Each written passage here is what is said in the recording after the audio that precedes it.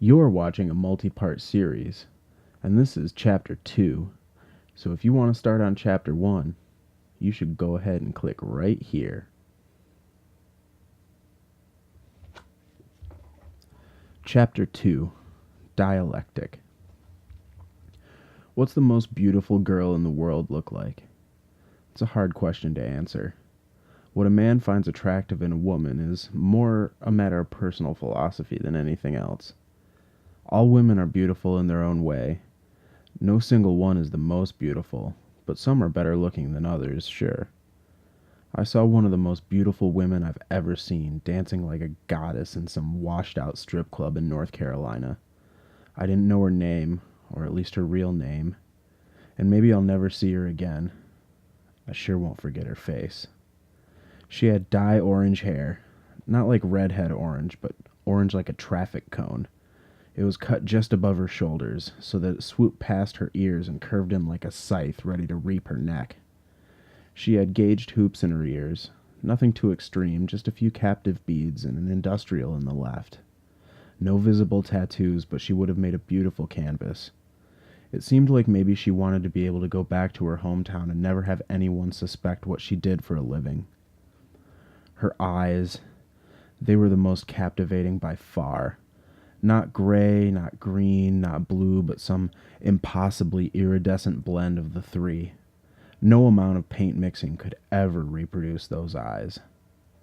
She was slim, but healthy and well-toned, not rail skinny and nowhere near fat. Not too short, not too tall. She wore black laced garters and a black satin thong with a tiny pink rose embroidered on the front. A matching bra barely covered her chest underneath a sheer pink top. I looked again at her eyes. She was dancing to some song by the Mars Volta. I want to say it was Drunk Ship of Lanterns. Her face had the angelic grace of transcendent beauty and the devilish twinge of hedonistic excess. She looked like she had seen the worst, but still expected the best. If it was an all-out act, she was worthy of a spotlight on Broadway. If it was honest, I couldn't have explained it any better. She smiled when we made eye contact. It wasn't the smile of a saleswoman, or the smile of a vixen on the prowl. It was an honest smile. Hey, you looked me in the eyes smile. The kind of smile you give someone you just realized was a real human being, and not some depraved animal that wanted boobies for a buck. She didn't dance so much as float around the stage. I forgot, just for a minute, that I was at a strip club. Who was this woman? What thoughts were on her mind? I was entranced, finding myself wishing to know her outside the context of this temple of desire and fantasy. I couldn't help myself. I didn't even notice as I grew nearer and nearer the stage. I didn't notice myself grab a stack of ones from my wallet. She did. All I saw was her looking at me, and in that moment there was nothing but her on my mind. She grabbed my shoulder with her right hand, and I put a dollar bill underneath the strap of her garter held out by her left. She pulled my shoulder closer to her as she leaned forward. "What do you want from life?" she whispered into my ear, with a kind of voice I could have sworn that I had heard before. "I want to be famous," I told her. It was only half a lie. No one tells the truth in a strip club. Famous? Sure, that'd be nice. It's a stock answer for a stock question. "You look famous to me, babe." "Nice comeback, lady." "What do you want from life?" I offered her another dollar bill, but she didn't make a move to take it. She just kind of stood there like someone had a gun to her head, and she was trying to figure out what move to make next. I set it down on the stage. She looked taken off guard, stunned. I wonder how many times she'd used that line without someone holding up a mirror to it. I want to get out of here. As she said it, her face dropped from cutely confident to functionally forlorn. I thought, for a minute, that she had broken the wall down, that maybe she was speaking to me out of character and as a real human being. I had the sudden urge to ask her if she'd like me to buy her a drink, and I realized it was the long con. I gave in. We're shooting Jaeger, you in? When I'm done with my dance, I'll find you. How?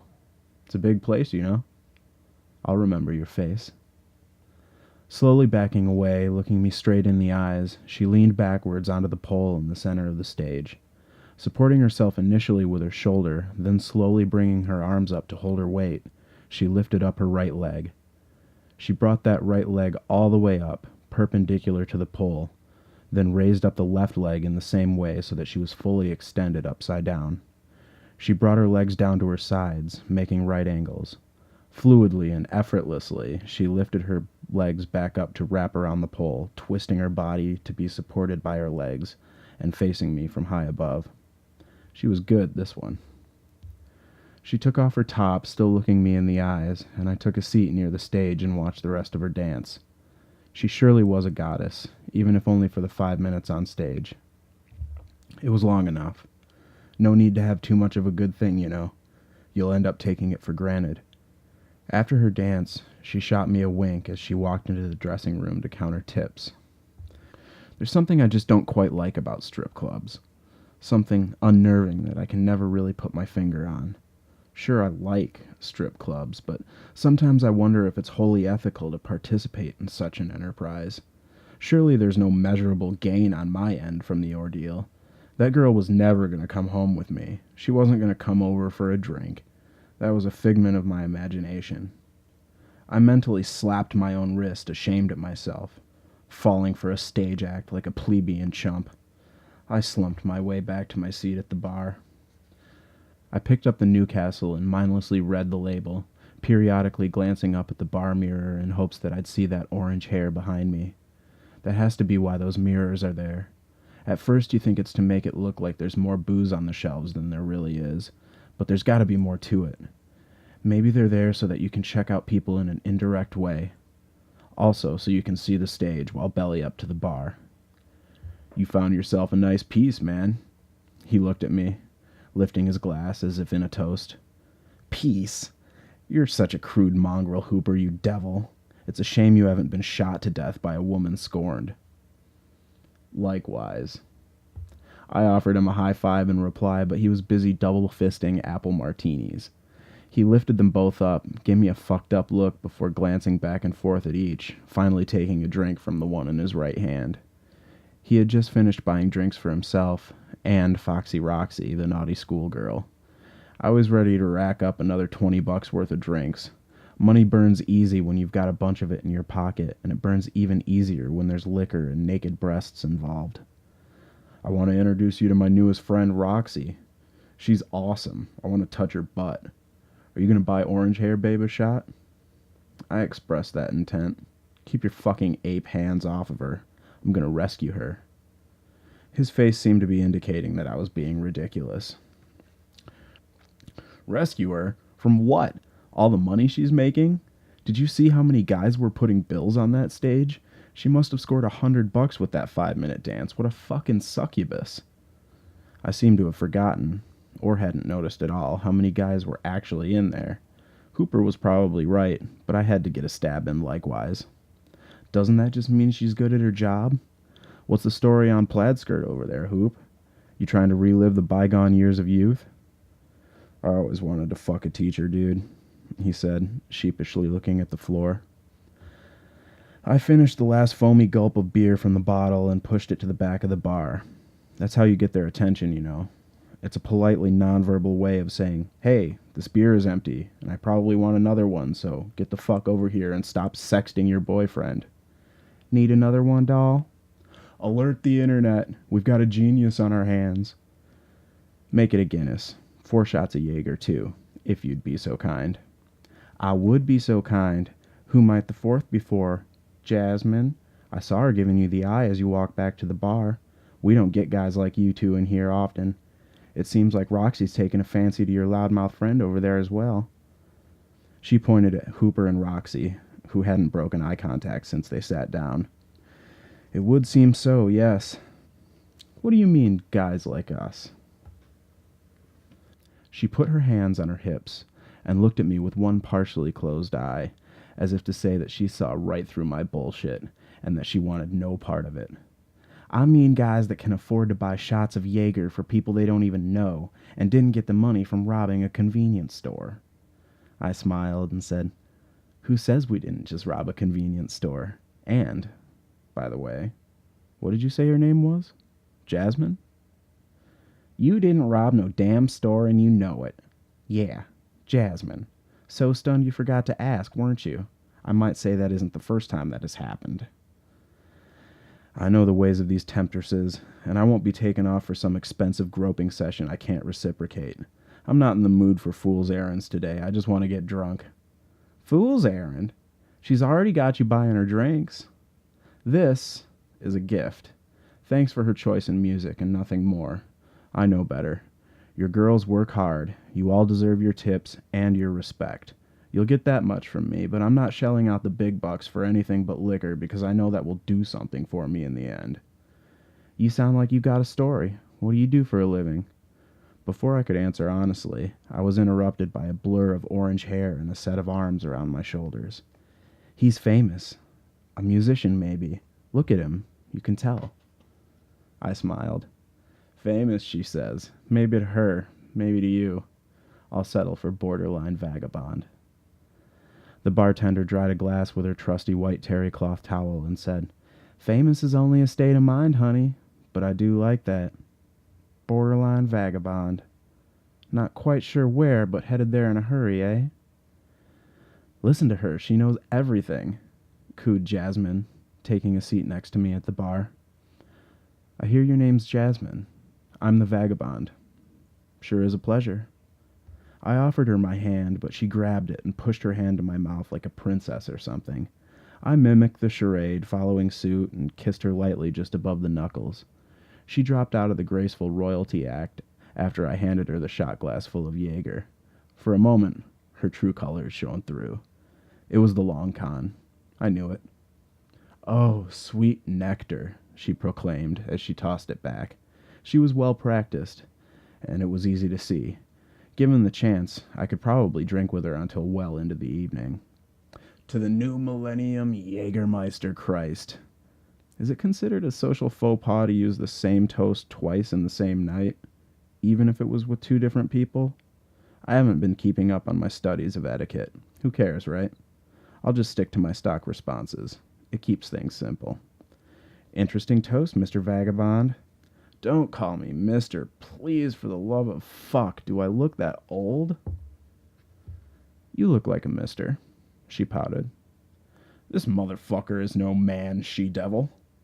Hooper seemed to chime in at the most inopportune times. It's almost tragic.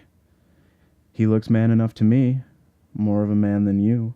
She looked at him disdainfully from under an outstretched brow. She was already defending me against Hooper's playful verbal abuse, and playing along to boot. Things were getting dire, and the vibrations were developing into a heightened crescendo. This girl was shopping for a lap dance, and she wasn't going to get me to buy one. I didn't go there to spend money on lap dances. I was there to drink and look at tits. Better to show face, though. You can't look a gift horse in the mouth. I was offered an opening, and I took it. Oh, I'm man enough. Probably too much of a man for you. I was playing along with her now. Two can play this game. Are you? How about I take you back to the VIP lounge and we can find out? There it was, that long con. That price tag on the dream. It was no big shock. The bait had been cast, waiting for a bite on the hook to sink the lunker. I saw that coming from a mile away, babe. It's always the long con. You are a beautiful woman, and you deserve every dance you sell. But I'm only here to drink, I'm sorry. Let's go have a cigarette. Do you smoke? Where do you ladies smoke? Out back? When are you on break? All right, vagabond, we'll have that smoke. She glanced at the clock on the wall behind me and said, I'm on break in 20 minutes. I gotta go make some money, though. Give 'em a good time, kid. Come find me when you're ready for nicotine. We'll see if we can't find you a way out of here, huh? I'm gonna rescue you. That's the real con. I watched her as she walked away, with the lights on the ceiling coloring her ass like a double-arched rainbow. I could have paid for it to be rubbed in my face, and I surely would have enjoyed it. But I just couldn't stomach it on that day. I didn't feel like monetizing my sexual desire. I just wanted to get drunk and hang out with my friend. I had too much on my mind, I guess. There was a purpose for this visit. I stared at my Guinness pint, and I thought of all the bars I had sat behind all across the country. Guinness pints and Jaeger shots all over America, from New York to Portland, and from Jackson Hole to Amarillo. This was just another dusty side road on the American interstate, some town in the middle of North Carolina, just another stop on the road. A wretched den of sin, a house of ill repute, a place I surely belonged in. Where was I going? Why? On the road to where? Nowhere? Anywhere? Why were we at this strip club? How many drinks had I drunk? Where were my cigarettes? I wandered into the bathroom to take a piss and bought some gum from the concierge. Gotta love places like this, tipping the guy that turns on the water for you. Why is he there? Is it really that difficult to turn on the water? Is he there to make sure you're not snorting coke or hitting a chillum in the stall? Is he there to make the place seem fancy? What's fancy about a weird guy in a suit watching you pee? I want privacy in the bathroom. When they offer the paper towels, I just say fuck off and flick water at them. I guess I probably shouldn't do that. It isn't a very nice thing to do to strangers that could easily beat me up. They're only trying to do their jobs. Coming up next week, cigarettes.